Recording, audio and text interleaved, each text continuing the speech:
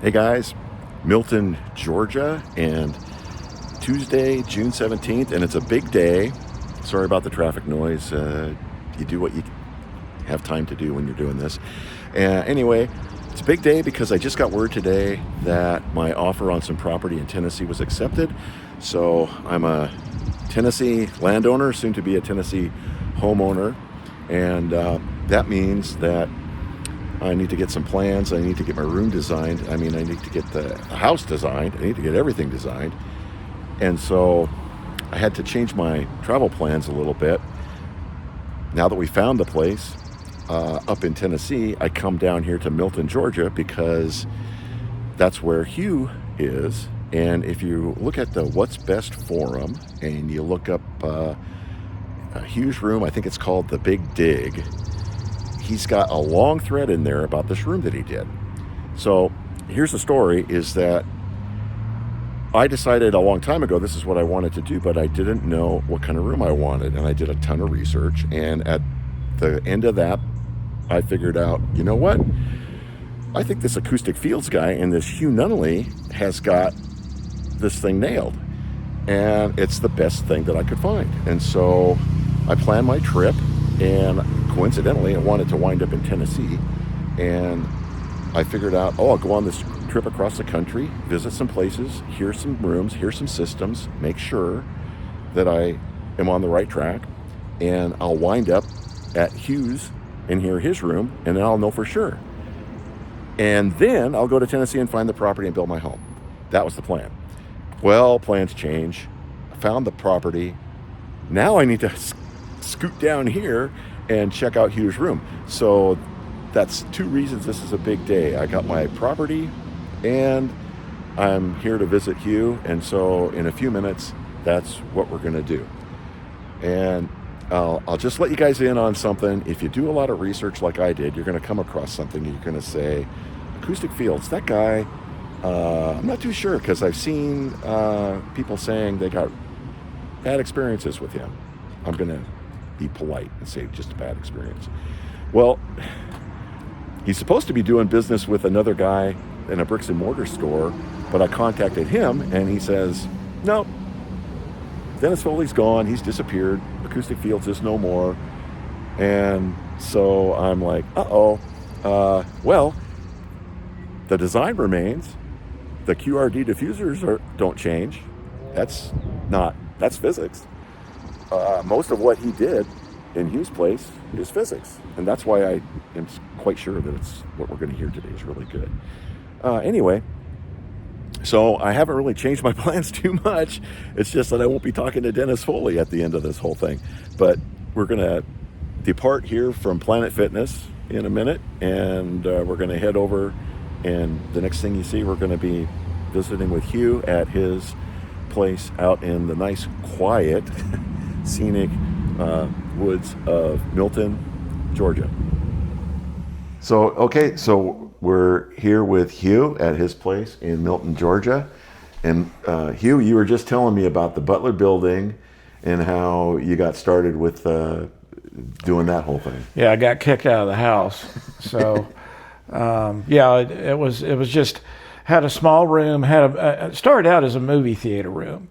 But I've always been into two-channel, and I did the theater room just for my daughter because she loves European soccer and Formula One.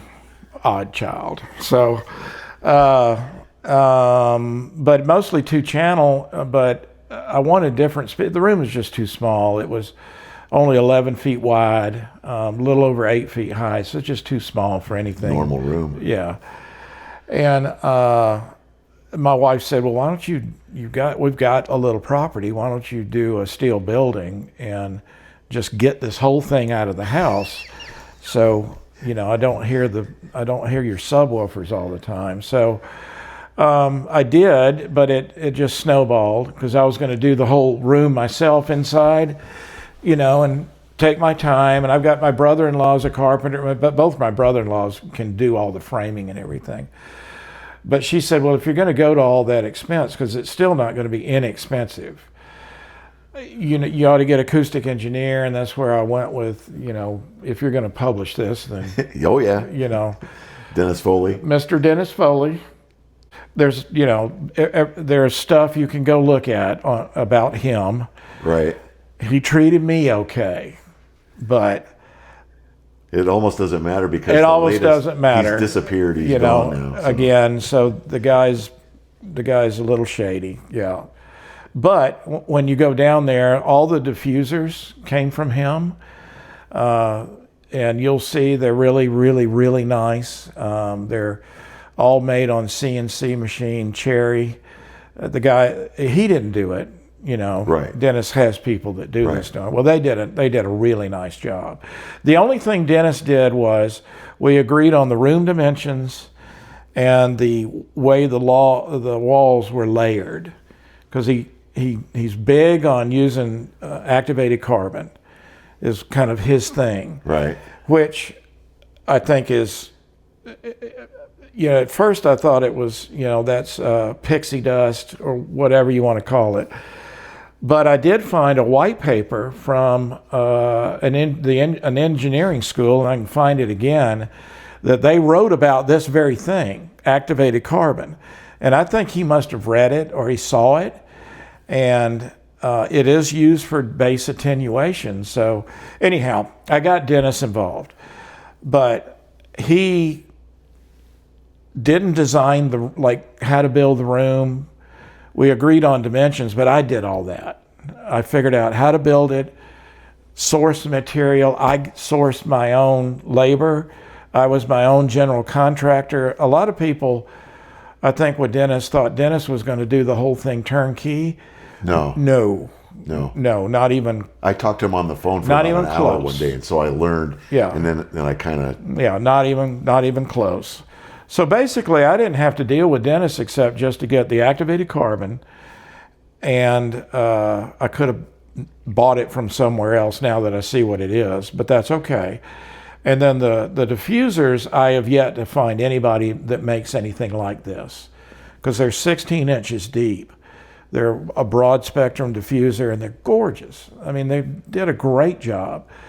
The other thing that Dennis did was he said he had what's called a ray trace algorithm software, and there is such a thing. Right. And it's right expensive, $7,000, $8,000, $9,000, $10,000 for the lower end of this acoustic ray trace thing. And it's a simulation program. And he said he ran multiple simulations because he didn't like where I bought the acoustic foam from him too. Right. And we got it in custom sizes. And of course he doesn't do the framing at all. So I had my guys build frames to mount the stuff. Oh, okay. And then, he ran the algorithm to figure out about how much dampening we need without making the room too dead. And I actually ended up taking stuff out anyway. It was a little too much, but it does work. And there's no bass traps in this room. The room itself is a bass trap. The whole room's a bass trap. And you'll hear it when you go down there. Now, when you're talking about the design of the room, I know I've seen those drawings on What's Best.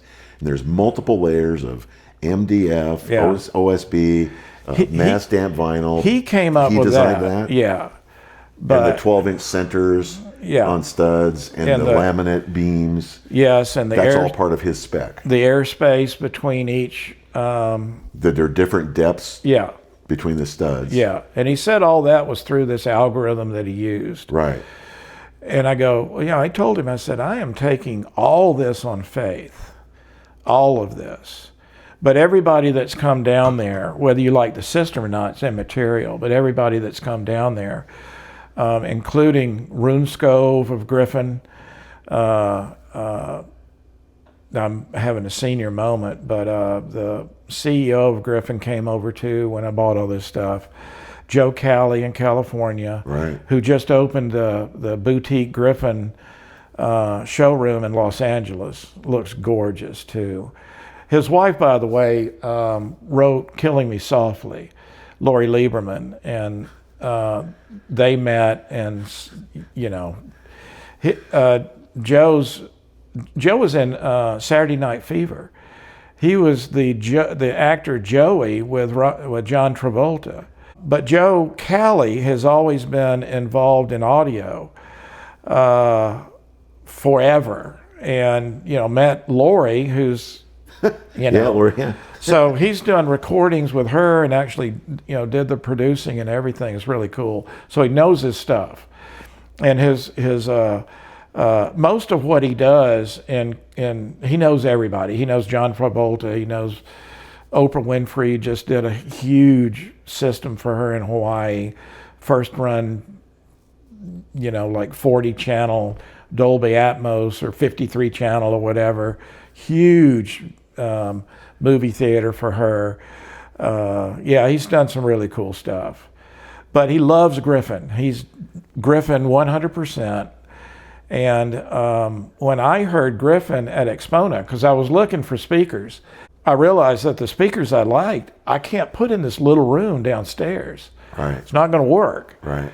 So that's when my wife said, just do a building and get all this out of the house, and we'll both be happy. So that's kind of what I did. And that room is a room within the Butler. Yeah. With just a little space. Just a little space. So that's why these guys, in your case, they had to figure out, that's why you're talking about, you had to design the construction. I had to design it, and I told him how to do it. I came up with building it in 3 sections. So 12 feet high, we did three sections, and we would come in and build the lower section, put it all in, and then build the next section that I could lift with a forklift. Lift it up, put it in. Because all the layers had to be pre-done. Right. The 2x12s and the layers, and on the outside of the walls is 1-inch MDF, and then mass-loaded vinyl. With multiple layers of OSB. So it's really heavy. There's about that much. Yeah. Total, just dense, with no spaces really. Yeah, it's really, really heavy. And so I found a forklift. I designed the whole room in order to get this particular forklift under the door. And it's like a really weird forklift. That's part of the reason why you had the French doors and the size that I had to be are. able to drive the forklift in, because you had to go in the room and build it from the inside up. That's a project now. And then the big mass-loaded vinyl, and the big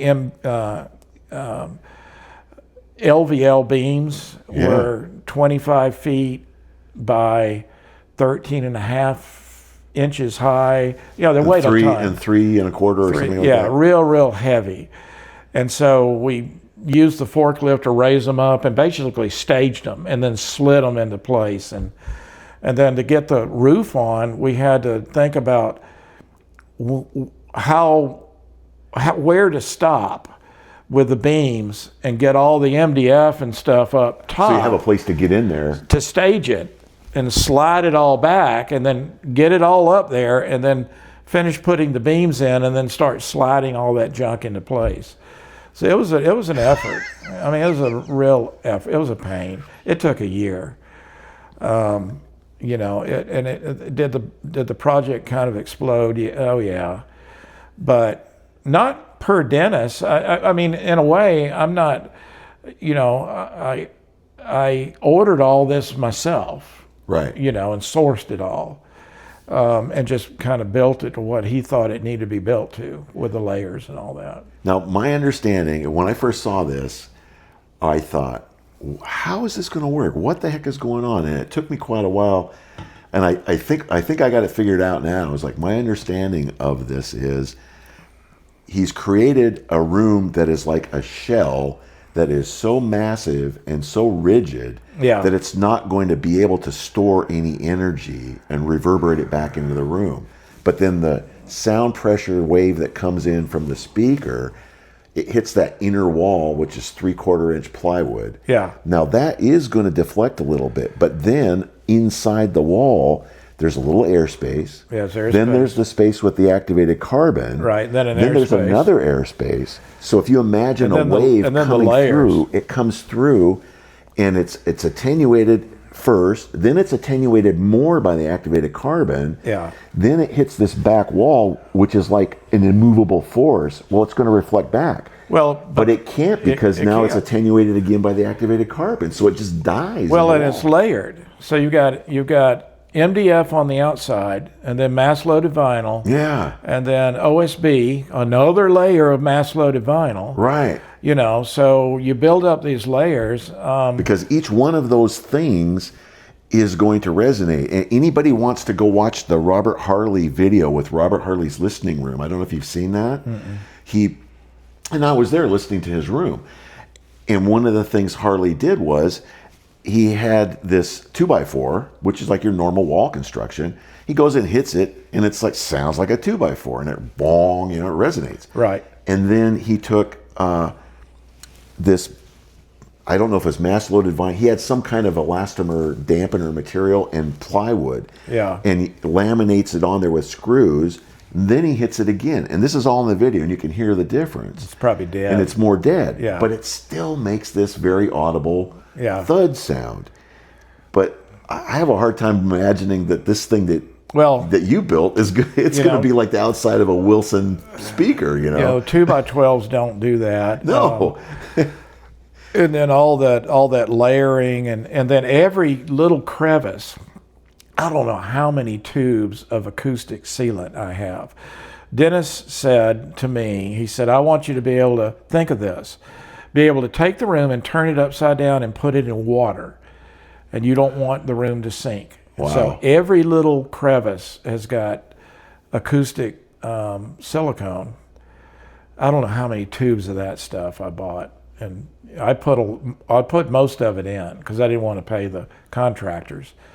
Like 100 tubes, 100, I don't know how many. It was So you a lot. sealed all the little spaces. All the little spaces are sealed. Wow. With acoustic sealant. Not just any sealant. Right. Acoustic sealant. Right. I still have some if you want it. You can use it for your room. You can have it.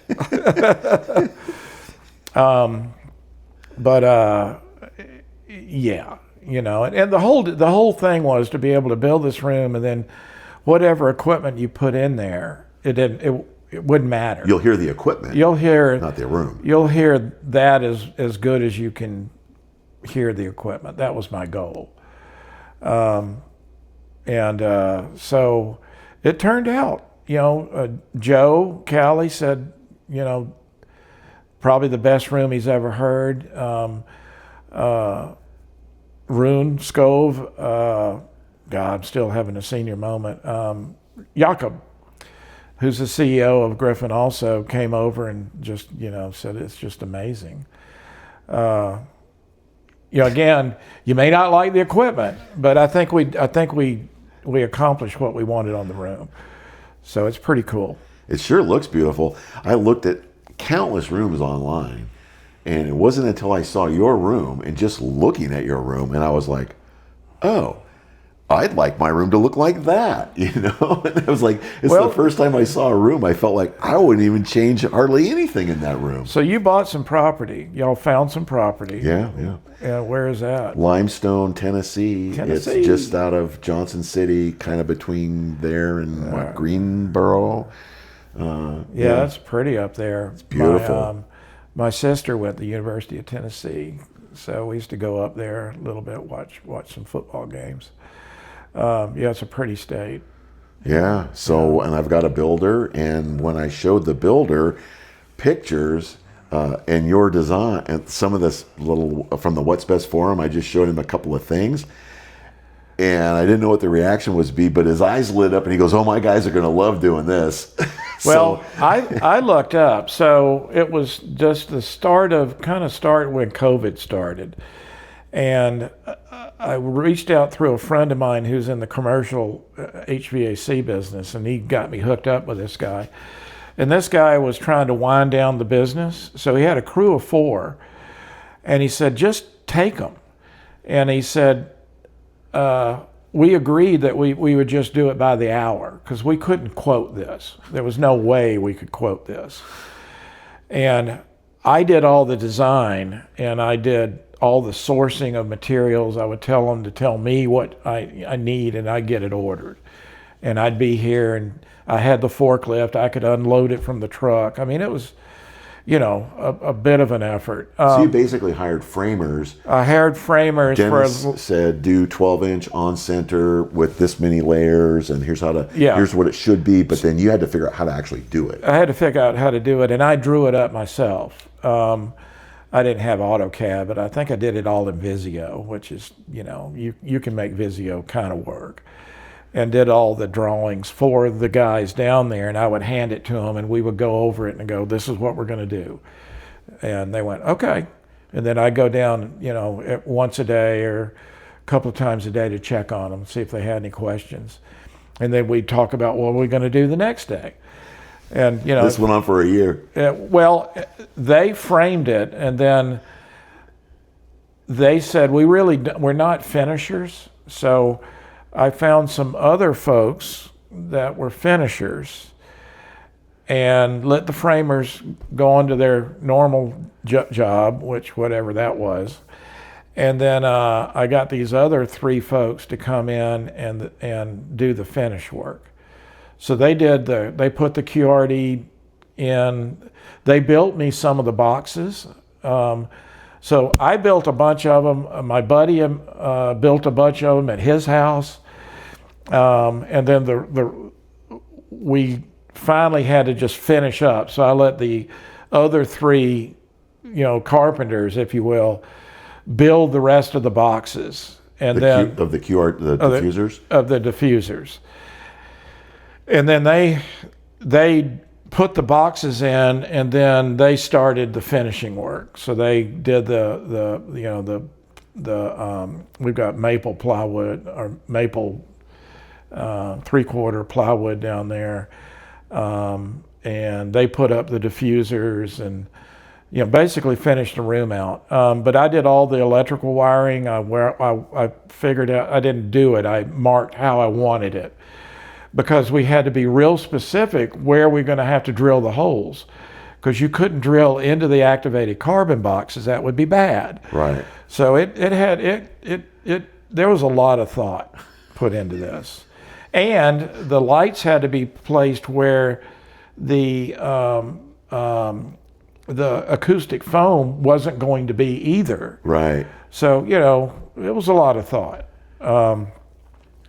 Is that a proprietary foam, like he says, is that? It may be. I haven't seen it anywhere else, and evidently everybody says, yeah, it really does sound good. That's the one thing that I wish I could find, because everything else in your room, I could replicate what you've got. Well,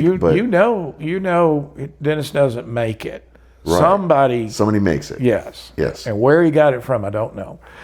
I don't know. And I had a whole bunch of it, and I just gave it away to another friend of mine, and said, just go use it in your room. I mean, I'm not going to try to sell it on eBay or something like that. Yeah, we got it done. I think most people are not going to do what I did, which is try to draw it all up themselves, buy a forklift. I've got another shop down there that I was able to store everything in dry storage. Everything just kind of fell into place, and a lot of folks aren't going to have that luxury, or find a 4-person crew that you just hire by the hour. Everything just kind of fell into place, and it worked out. And I think with some of Dennis's other, that wanted to do a big room, they thought he was going to do all that for them. No, that's not what he does. I called and talked to him on the phone for about an hour. Yeah. And kept asking him questions. And what you're saying started to become clear, but it wasn't easy to get that out of him. I couldn't get... No, and again, he treated me fine. Yeah. He did. And he was upfront about his past. And I said, well, you served your time to society. I'm willing to let bygones be bygones, and it worked out. But, I don't like hearing some of the things going on now. I saw some of that, and it's frustrating to me, because on the one hand, he seems like some kind of acoustic savant, but on the other hand, he does know his stuff. He does. Yeah. But there's this other stuff you have to deal with, and fortunately I didn't have to deal with any of that, so we got it done.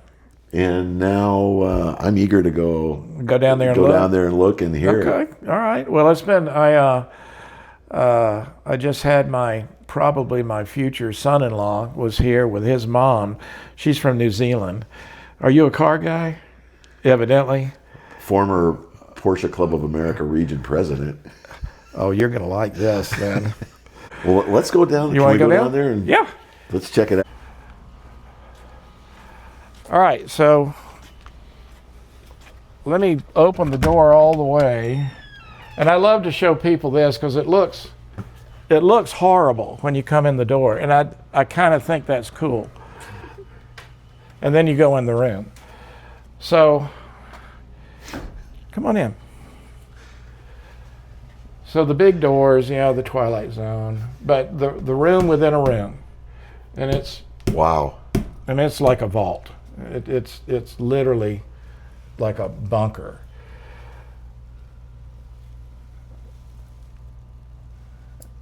That's something. Here's the big Torus power unit. So the lights are on a separate circuit. All the audio equipment runs through the Torus. And then everything's 10 gauge wire. I know people use crazy wiring and all that stuff, but I went with just 10 gauge Romex because I had to have it approved by the county because they did come out and inspect all this. Rex Hungerford is basically on record. 10 gauge is terrific. Well, some people say, oh, put in 8 gauge. I go, I don't think I need that. If I can weld over here with 10 gauge, I should be able to handle this. But so and here's the cell, and I found out how to do it on the internet, Chuck. Oh, sorry. Here's the little cell router. Okay. Horizon. So I found out how to do it on the internet, and I hacked into it for the external antenna, and then this runs. This runs an Ethernet out and then converts it to fiber. So fiber is actually run in the room. We just did that. So there's the fiber. I just hadn't made it all pretty yet. This can come down. I'm gonna take all that out. I don't use that now. So yeah, it looks terrible.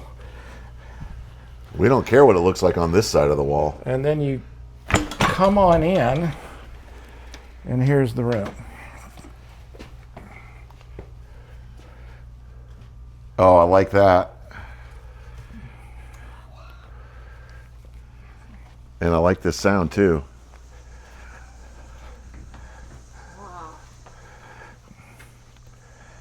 You can see how thick the doors are. My brother-in-law built these doors. He's a carpenter too, so I didn't have the carpenter guys do the doors. They said we're not sure about that. And I go, I'll take care of that. So I did the hinges and welded up the extra plates on the hinges. They're ball bearing because this door probably weighs 400 pounds, something like that. This has all got activated carbon in it too. All this is activated carbon, every square inch of this place. And then I figured out how to do the kind of crude, but it uses a 50-pound magnet. And so when you close the door, the magnet goes click, and that's it. You can hardly even see the seam. Wow. And then this was kind of cool. I figured out how to do this. So for the seam right there, this is Alcantara. Uh-huh. And so I was able to order strips of Alcantara, and then they put it in, so that covers the seam. And this is 16-inch well depth on these QRDs. Yes. And that's inside the room from the 3/4-inch plywood and all this other stuff. Right. So the internal dimensions of the room are 31 feet. But this takes up 16 inches, and so does that. Right. But you can't think of it as, like I've lost 16 and 16 because this is mostly open. Right. You know, it's all well depth. The carpenters were so good. I said, I've got to do something here, but the QRDs came like this. They said, well, we'll just disassemble 2 of them and reassemble them and get them to the right width. And so they did, and you can't tell. They literally disassembled one of these and put just these 2 Over the door. over the door. Oh, so those are a different width? Yeah. Oh, then they're going horizontal instead of Yeah, vertical. they're going horizontal. Because I couldn't see how these, I couldn't have one that thin, so we turned it horizontal. And this is all QRD also, but this is solid cherry.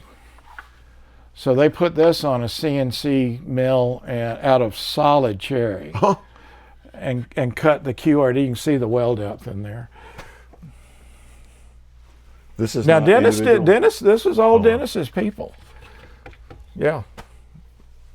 I'll be darned. So, if you think he's completely bonkers, not, there was some smarts in there somewhere. And we got along fine. And we got it done. So this is his foam. I came up with the gallery track. So this is all on a gallery track where you can raise and lower and move these around without having to drill holes in the walls. So you can tune the room without having to, Oh yeah, what he's talking about, folks, is there's it's hard to see, but there's like a little cable there. Yeah. Wire. So that's what they use in And galleries that black to hang. track on the top. Sorry, I'm talking So- over you. That way this is actually just free hanging. Mm-hmm. Wow, that's clever. I like that. So you can move those around and raise and lower them infinitely without having to drill holes and tune the room. Terrific idea. So you might want to use that in your room. Yeah. Put some holo stages on those things. Look at these speakers. Okay, these things in person look quite a bit more impressive than in the pictures. They're big. Yeah. They're really big. I think the base towers weigh, 600 pounds, 700 pounds, maybe more. I don't know. And you're digital, so you're able to minimize the amount of stuff you got, but it looks like it's all out of the way over here. Yeah, Joe Callie and Dennis actually were very adamant that they said don't put anything on the front wall. And I always get front wall, back wall confused because to me, if I'm facing this way, that's got to be the front wall, but it's not. They wanted it off to the side. So we did that on purpose. This, of course, had to stay in the middle, but I guess I could have put it on the side, but I didn't want to. And from where you're listening, it's on the side, but it's behind the speakers. It's Yeah, hidden. you can't see it. That's nice. And I didn't have the art up there, but I thought I got to have something to look at. So I found that picture of Singer Porsche, which I would dearly love to have one of those, but they're a little pricey. It's a singer is a work of art. Oh, it absolutely It's is. absolutely a work of art. You almost don't even want to drive the darn thing. Well, But they're made to be driven, and they're just fast, and everything about them is just... at those prices, I wouldn't want to drive it. But yeah, like all the wiring, so everything back here is on the Torus. Well, any outlet is on the Torus, but all the lights and everything are on a separate circuit, separate everything.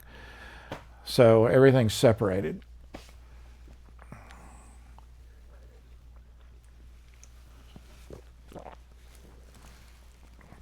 I've got a separate dehumidifier here that sits on top of the ceiling. and it is separate from the HVAC. And so I've got it turned off right now, but I usually keep it at 38% in here. And so I can turn it on and off also.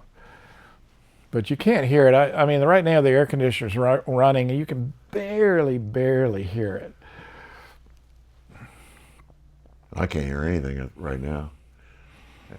And you have these trick lights that are some kind of like programmable or something. Yeah, they're called LIFO, Yeah. something like that. Each one has its own IP address, and it comes with software, and they're over 1 million pallets per light bulb, and then you can group them and all that kind of junk, and you use a controller, and you can set Kelvin and colors individually per light. But they're right expensive. They're about $90 a bulb. So that's why it's warmer, glow, cherry glow back here, but then it's more neutral color temperature up here. Yep. And you can change them to purple or green or any hue you want. But what I do is when we're listening, I'll turn row 2 and 3 off, and then set the dimming on the rest of it way down. So it makes your brain, it really does help. It really makes your brain focus on the music. Right. Instead of your eyes trying to figure things out. But I listen with my eyes closed anyway, but I like the lights down. That's way more elegant than what I do, which is I just turn the darn lights off. I don't have the light control or anything, you know. But the closest thing to that I've ever come is a lava lamp. Well, these bulbs will go in any lamp or anything as long as you can connect them to your Wi-Fi. Right. Yeah. You can control them, you know, anywhere in the world, basically. Yeah, it's pretty cool. They're LEDs, right? They are LEDs, but they're not. They have to be powered by. They have to be wired. They have to be wired, and they're not on the audio circuit. Right. LEDs are noisy, so they're on their own, you know, separate circuit over there, and everything here is on a separate circuit and running through the Torus. And then I've also got a Shunyata Everest over there also, that basically everything's plugged into that. Oh yeah, I almost didn't notice that. It's tucked in between there. Yeah. Do you have? You don't have the Altera, the grounding? No. No. No. I heard a demo of that at Shunyata. It's pretty dramatic. It's supposed to work. You know, where do you stop? You don't stop. I feel like I've contributed plenty to society, to the commercial society out there already. No kidding. But you know, all Gryphon Commander, ingenious statement with the upgraded power supply, and the ingenious Phoenix switch, also. And then, of course, the brand new DCS Varese, which is, to me, just spectacular. I did analog. I tried, and I had a very nice analog system. I had a Bergman air-bearing, linear tracking, the whole thing with a Hyperion cartridge, but it just didn't do it to me. I could hear all the noise on vinyl and in between the tracks, and so it just bothered me. I knew if the noise was there, if I could hear it in between, it's there. It's there all the time. It's there all the time. I just couldn't handle it. So I decided just to go all digital, and I'm very happy with it. Are these? Is that like a? That's mass loaded vinyl. That's mass loaded vinyl right there. That is mass loaded vinyl. Yeah. Was that something Dennis? No, I did that. Yeah. So you've got that. Okay, I see. Stacked between these guys. Mm-hmm. Would you hear the difference? Probably not. These are quite something. But it does isolate them. It does. And then, of course, these were made. You know, the CNC guys were good for this size. But obviously, when it goes across, I had gaps. You know, so we ended up filling the gap with these little QRDs also, just like the door. So this is, again, solid cherry. Like not laminate, that's solid cherry. That's terrific. And all the cabling is Shunyata, mostly Shunyata. This is Gryphon Vanta. They're real high-end cabling for the speakers. Oh, I recognize that. That's what they were demoing for me when I was there I was at Shunyata at the beginning of my trip. Yeah, I've got some Omega in the system. Most of this is the step down Sigma version 2 or whatever it is. I know they keep coming out with new stuff. And I finally said enough. I'm not going to chase, the next greatest cable. I've got too much of it. I can't swap all this out all the time. It's too much, just too much. Well, let's sit down and listen to some of this. Yeah. I'll sit behind you. And again, I'm so bad with names. Elvira, mistress of yes. Come here and sit down there, or if you want the catbird seat, you can sit there. That's y'all fight that out. And I'll go back over here. So, are you familiar with the Gryphon equipment? Nope, never heard any of it. So this is Gryphon's top of the line. They're called Kodos. And these are active. So these have a 1,000 watt amp in the back, but it's a class AB. It's not just any amp. They're huge. The amp is huge, and it's 1,000 watts per tower. So that big guy right there only powers the mid-range towers. And these are like 96 or 97 dB efficient. So that's good. Really, really efficient. They go down to like what, upper bass or 16? No, yeah. I think the crossover is 250 hertz, and then goes to the towers, the bass towers, and the bass towers are supposedly go down to 16 hertz. They're sealed. These are not ported. I listened to a bunch of well, I say a bunch. I tried to listen to as many high ends as I could. I flew out to Martin Logan to listen to their Neolus, the really giant electrostatics. And then I flew out to Texas and listened to the full MBL Extreme system. And then I went to Tennessee and then up into Paragon Audio. That guy, he's great. And listened to XVX system, Wilson XVXs, which I liked a lot. And then I flew to Belgium to go listen to these because that was right in the middle of COVID, and these weren't nobody had these in the country. This was the first pair in the country of these Kodos. So now Joe Kelly's sold a few of these Kodos in California, I think. But it was between these and the XVX Wilsons, and I just like these a little bit more. Mm-hmm.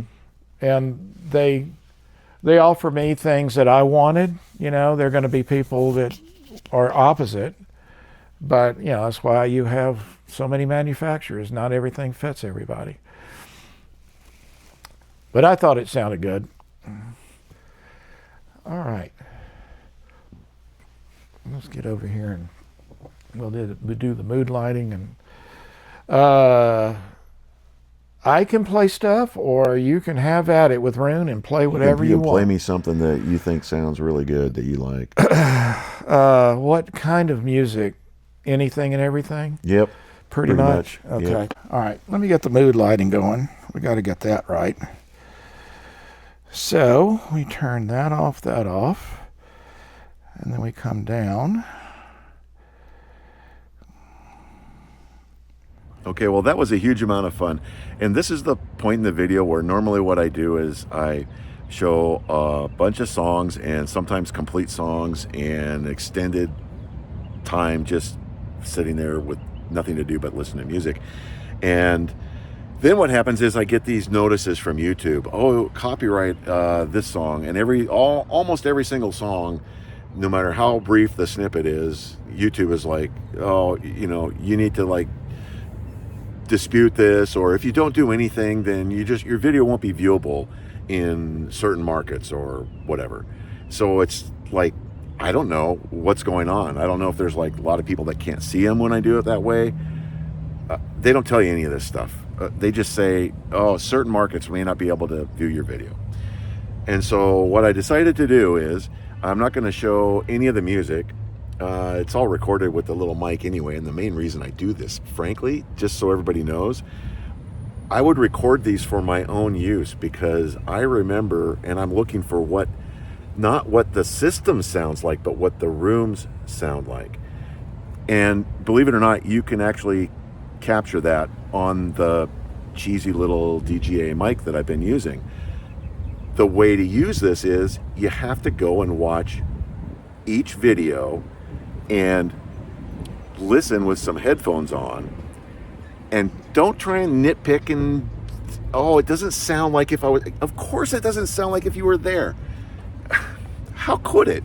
It doesn't sound like, if I went back there and sat in a different place, it wouldn't sound like it did when I was there. So how in the world is it going to, sometimes the things audiophiles talk about, it just drives me crazy. But anyway, I just decided we're just going to take all of this that I did record some of the music the same way, but I'm just going to put it on a separate video. And then that way YouTube can knock it themselves out, sending me 70 million freaking emails telling me that nobody can watch this video, and the people that want to watch it can do it, and I've got it, whatever. Anyway, that's what's going on. So the main thing that I wanted to put on this little epilogue is that Hugh was fantastically gracious, spent a tremendous amount of time with me, and his system and room sounded so good that I spent hours sitting there in that chair poking away on his little iPad or whatever that thing is. I don't do digital, so I don't know. But I was just going from like one song to another, and the next thing you know, it's like almost 2 a.m. And I never had time fly by like that or enjoy the music so much. And so that probably tells you as much, if not more, than anything else I could say about how things sound. I don't do, like, this isn't a review channel. I don't review the rooms or the systems that I've heard. I'm happy to talk to anybody that's interested about them separately, but that's not what this channel is about. The other thing is that what I accomplished my mission by going to these different places and listening to these different systems in these different rooms. I have a terrific idea now of how the room influences the sound, the materials, the construction, the size. I sort of had a rough idea of this before, because it's not like this is the first time I've ever heard other systems besides my own, and I've heard my own system in different rooms, so I kind of knew some of this stuff, but I never really went around and focused on it so much in a time frame like this, where that's really what I was doing, was just trying to get a handle on, okay, how's this room made? How does it sound? The room, the ambient sound, not the direct sound from the speakers, the ambient sound. That's what I was listening for. You can do that with the videos that I've made.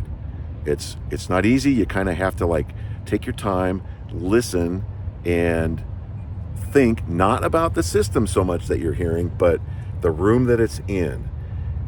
And that's what I got out of this. I learned a tremendous amount of, for example, like one thing I will say, my impression overall, the view from 60,000 feet is by far the most important thing is have a big room. If you have a big enough room, boy, that takes care of a tremendous amount of your problems. The next thing is have a room that's good dimensions. So if you can't have a huge room, have a room that's good dimensions. And there's like tons of little articles out there to tell you how to do that. And the third thing is the way that the room is constructed. I mean, the materials. I wouldn't use sheetrock if I could avoid it. Wouldn't do it.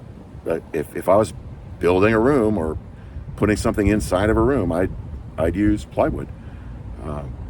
And then there's the room treatments, and that's probably just about the least important part of the whole thing, from my point of view, from what I've heard. Anyway, that's just like I said. That's not advice. That's just my sense of what I got from going to all these places and listening to these rooms, and it was a wonderful time. And so now, if you want, you can go listen to the other video. It's got like samples of, I don't know, maybe a good number of the things that we listened to, but just like little snippets of things, because we were sitting there listening, like I said, I don't know, for like maybe 4, I don't know what it was. Time just like, it is the Twilight Zone. When you walk, what you say when you walk into the room and it says it is the Twilight Zone. It's like I lost track of time. So with that, thanks a lot, everybody. See you next time.